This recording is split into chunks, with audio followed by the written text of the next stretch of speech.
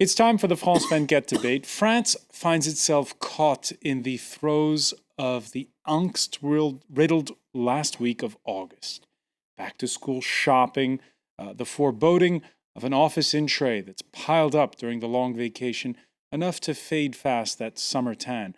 This year, reality is biting particularly hard with unpaid bills on a national scale.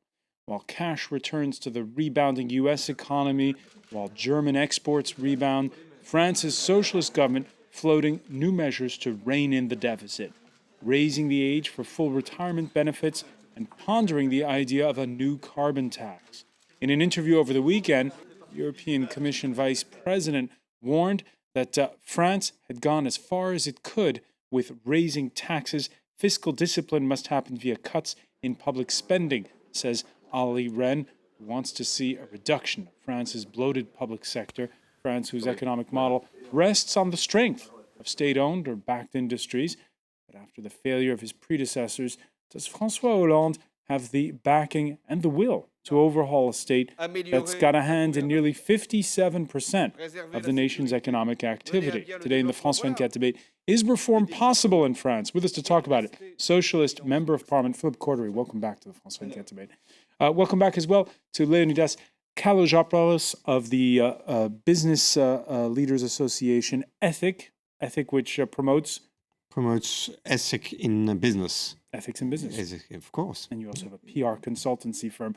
Also with us, Gérard Ducilol, economist with the Thomas More Institute. Welcome to the show. Thank you. The France 24 debate, where you can join the conversation on Facebook and on Twitter, where our hashtag is F24debate.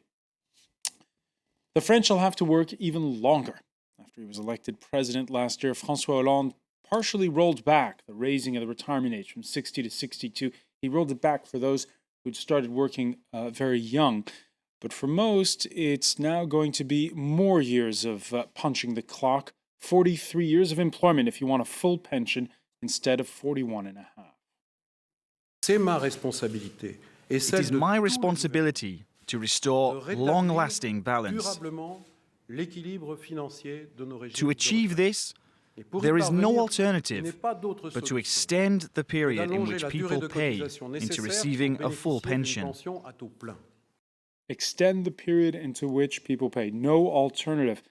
It was a campaign issue where François Hollande got a lot of votes by saying he'd go back on the raising of the retirement age. We know that in the UK, for instance, it's 67. 62 is where it is in France. But in point of fact, by making you work for 43 years, it's a raising of the retirement age beyond those 62 years now. Yes, but there is no put into question of the retirement age in this reform. It's a question of sort of lengthening the contributions. So you can retire at 62, you can retire at 62, but you just won't get as much of a pension. Depending when you start working, and which means that those who start working very young and who are often in sort of low-paid jobs and unskilled jobs, they will be able to continue going with a full pension at 60 or 62. Depending on when they started. So I think that's extremely important in this reform, is that it's not an ideological reform, it's a very pragmatic reform. We need 21 to 27 billion euros, and we're financing them by extending the contribution period, in increasing the contributions in a very sort of progressive way. But it's not an ideological debate about the retirement age, because that makes no sense. It's the question of how many you live longer so you can contribute a little bit longer. And that's a very pragmatic reform. And another aspect of the reform, which is extremely important, is that it's very just. It's putting much more focus on women, on young people, on people who have very unskilled jobs and very tiring jobs, and they will be able to have a better retirement. Thank you for presenting the things that way, because if it had been a non-ideological reform, I think that what you just said, which is logical, which is as people live longer, they've got to contribute longer for a longer time, that should have brought a logical conclusion, which is that staying at 62 years old to take one's retreat, which is an exception in Europe, should have been changed to at least 65, which is the average in Europe. So we've got, all of us, very big difficulty to understand how one can arrive to your conclusion, which is the right conclusion. One's got to contribute longer and not touch at all this age of 62 unless for ideological reasons. The other point, which is very preoccupying for us, is that the postulates on which this reform has been built is that we would have in France 1.7% of growth. In 2020.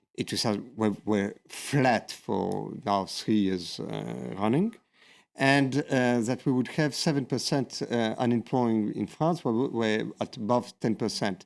So even this reform, which is going to be cruel for all the companies, the French who are going to be obliged to contribute more, are based on very difficult postulates. We're not going to get to these postulates at all.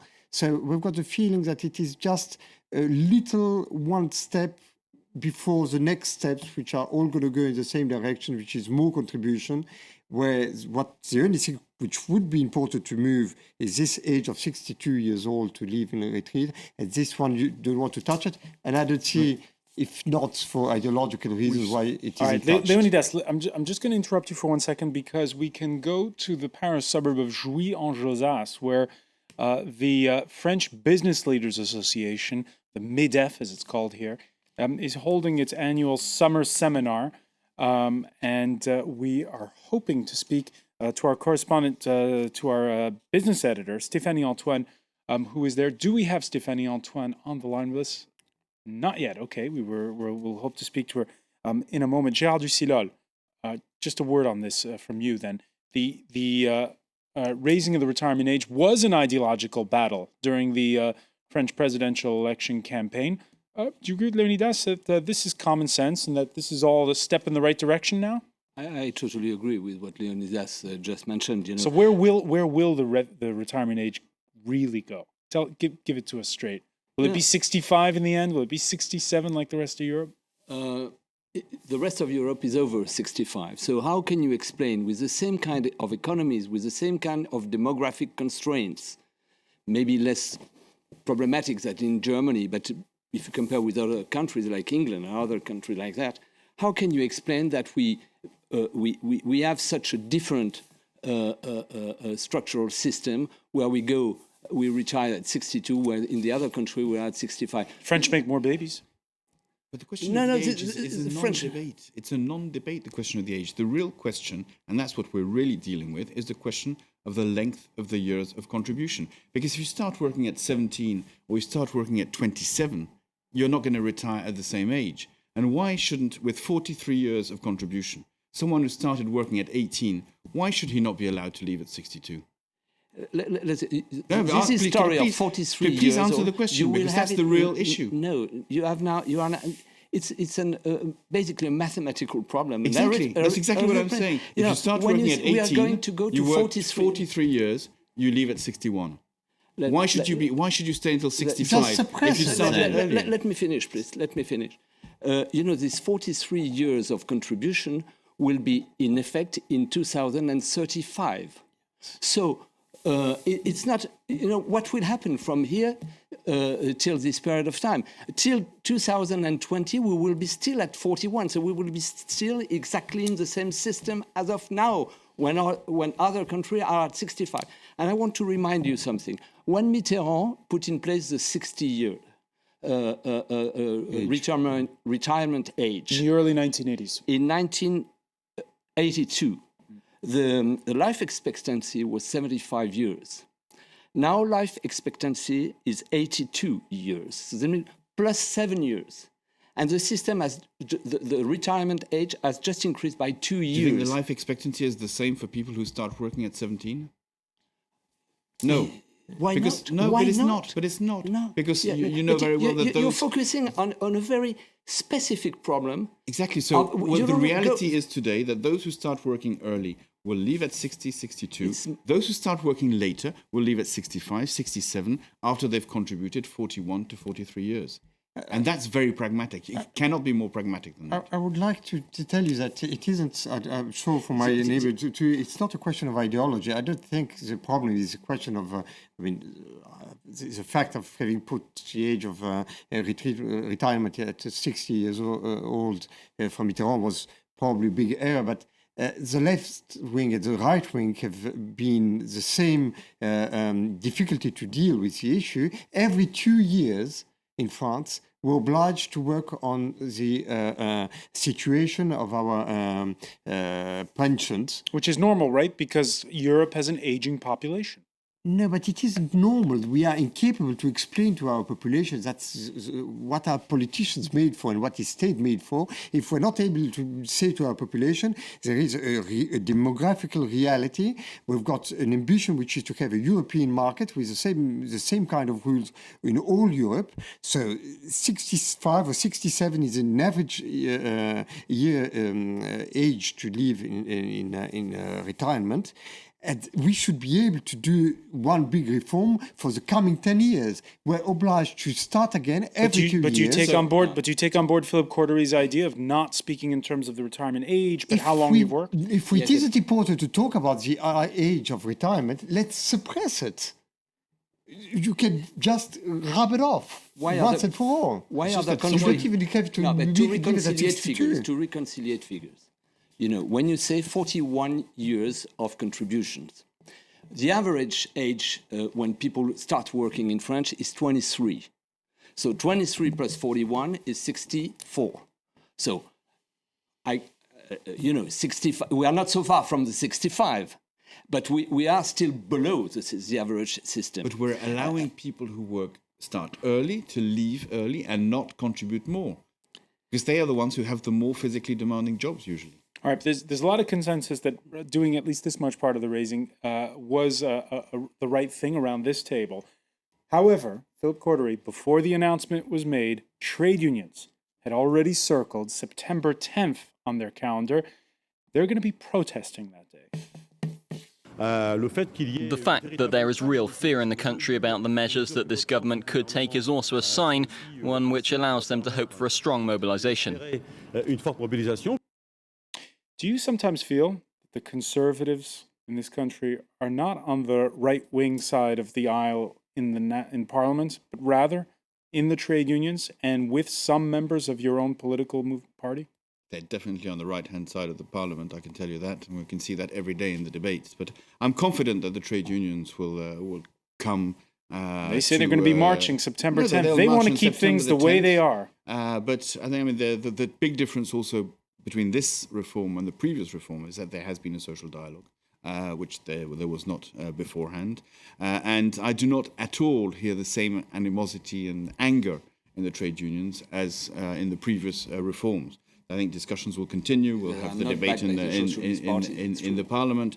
And I'm quite confident that it will not be a movement which will be as strong as it was before. Leonidas often said, if you want a painful reform done, it's better to have the left in power. Much as if you want peace between Israelis and Palestinians, it's better to have the right in power in Israel. As a responsible of companies, I just want one thing, is that whatever government is in charge of our country, it's got to succeed. And this government has made a certain amount of things which have been real success. What has been done between trade unions and the companies on the flexibility has been a very good agreement, and that's to be put at the benefit of our government, actual government. Unfortunately, a certain amount of other important reforms have been attacked, and specifically the reform of the state reform, so that we don't have an permanent increasing of taxes, but we've got to have a deceleration of our spends of the spendings of the state, and unfortunately that's still to come. Too many taxes, you say. We can now go to Jouy-en-Josas, where they're having that summer seminar for French business leaders, the MEDEF as it's called. Our business editor, Stéphanie Antoine, is out there. Stéphanie, you just heard Leonidas Kalogeropoulos saying that there's still the problem, because the state hasn't been reformed, of rising taxes for business people. And yet, Stéphanie, we've seen that in the past year, some of those business taxes have been moved over to VAT. Do they have a beef, the business leaders? Well, here all they talk about is actually tax hell. Tax hell is for the MEDEF, for the CEOs here, that actually the companies, the French companies, support 100 billion euros more of taxes than their European competitors. And that's what they've been talking about today. So what they want from the government is actually for the government to lower the taxes by 20 billion euros per year for 5 years. So that's a lot. That's very ambitious. So it would mean for the government to actually lower its public expenses by 1.7% per year. That's what they want here. So they keep talking about this tax hell. Tax hell. Do you get the impression this year, Stephanie, that the business leaders are in a defiant mood? It's kind of an annual ritual. This meeting of the business leaders that takes place just before the 1st of September. Are they in a defiant mood when it comes to the government, or are they ready to strike a deal over some of these measures? I don't know if they're ready to strike a deal, but they really want to strike a deal. As I said, they really are against this tax hell. They really want to, lower labor costs. That's what they're obsessed about. Lower labor costs and lower taxes. And they're not depressive. They still, they think that the government might move on. But it's a lot to ask. There's a big crisis right now. It's not very optimistic at the moment, the mood here. So we'll see. All right, Stéphanie Antoine, thanks for that, for joining us live there. Philippe Cordery, is France in tax hell? I don't think so. I don't think so, to be honest. I mean, what is taxation? Taxation is what we need, is contributions from people, from individuals, from enterprises to be able to finance our public services, to finance our redistribution in our economy. And François Hollande has said from the beginning, because we have a huge deficit, which we've inherited a great part from the previous government, who was, the tax shield from the previous government cost something like 3 billion, tax shield for high incomes. 3 billion euros, yeah. So we have to pay that back now. And François Hollande has said there's a huge deficit. Half will be from savings, half will be from new taxations. And that's what we're doing from the beginning. And it's always been a case. Yeah, I think this government does a lot. But 3 billion is a drop in the bucket compared to the actual size of that deficit. Yeah, but it's an amount which is quite important.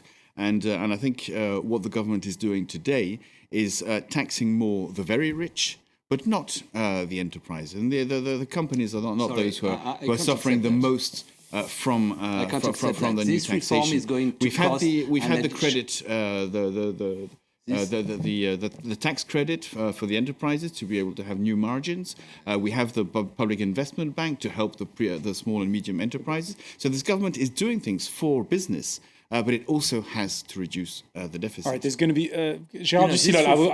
I'll let you speak. We have to take a quick break, but when we come back, I want to hear your answer to Philippe Cordery. Stay with us. It's the France 24.